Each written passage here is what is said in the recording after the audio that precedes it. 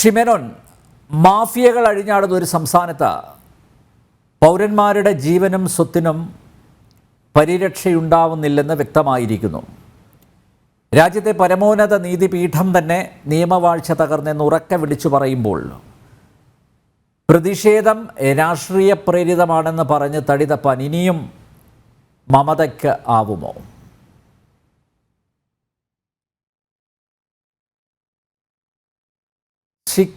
കേസർ മേനോൻ,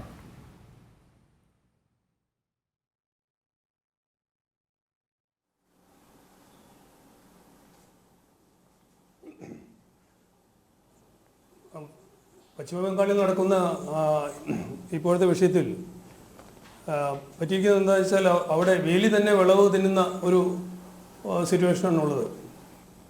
ഇപ്പോൾ മാത്രം തുടങ്ങിയതല്ല. നേരത്തെ സന്ദേശ് ഖലിയിൽ അവിടെ ഈ SC/ST ആൾക്കാർ സ്ത്രീകൾക്ക് നേരെ നടന്ന അതിക്രമങ്ങൾക്കെതിരെ അവർ കാര്യമായിട്ട് ഒരു ആക്ഷൻ എടുക്കാതെ ഒരു അടിമ വ്യവസ്ഥയെ പോലെ അവിടെ സ്ത്രീകൾ പീഡിപ്പിക്കപ്പെടുകയാണ് ഉണ്ടായത്.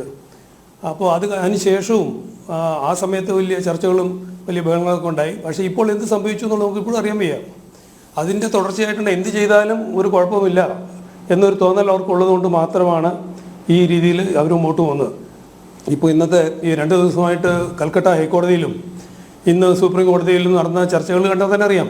കോടതി അവരെ നിശിതമായി 2 ഇടത്തും വിമർശിച്ചു. അതൊന്നും കേട്ടിട്ട് അവർക്ക് യാതൊരു കുലുക്കവുമില്ല. ഇന്ന് സുപ്രീം കോടതി എന്താണ് പറഞ്ഞത്? സമാധാനപരമായിട്ട് അവിടെ ജാഥ നടത്താൻ അല്ലെങ്കിൽ പ്രൊട്ടസ്റ്റ് നടത്താൻ സമ്മതിക്കണം എന്ന് പറഞ്ഞിട്ട് അവർ ചെയ്തതെന്താണ്? ഇന്ന് തന്നെ അവിടെ സമരം നടത്തിയവരെ അടിച്ചോടിക്കുകയാണ് ചെയ്തത്. ഈ രീതിയിൽ ഈ കോടതിക്കോ അല്ലെങ്കിൽ ബാക്കി നിയമവ്യവസ്ഥയ്ക്കോ പുല്ലുവില കൽപ്പിച്ചിട്ട് പോകുന്ന ഒരു വ്യവസ്ഥയാണ് ഇപ്പോൾ അവിടെയുള്ളത്. അതിന് ശക്തമായിട്ടുള്ള നടപടി കേന്ദ്രത്തിൽ നിന്നുണ്ടാവണം.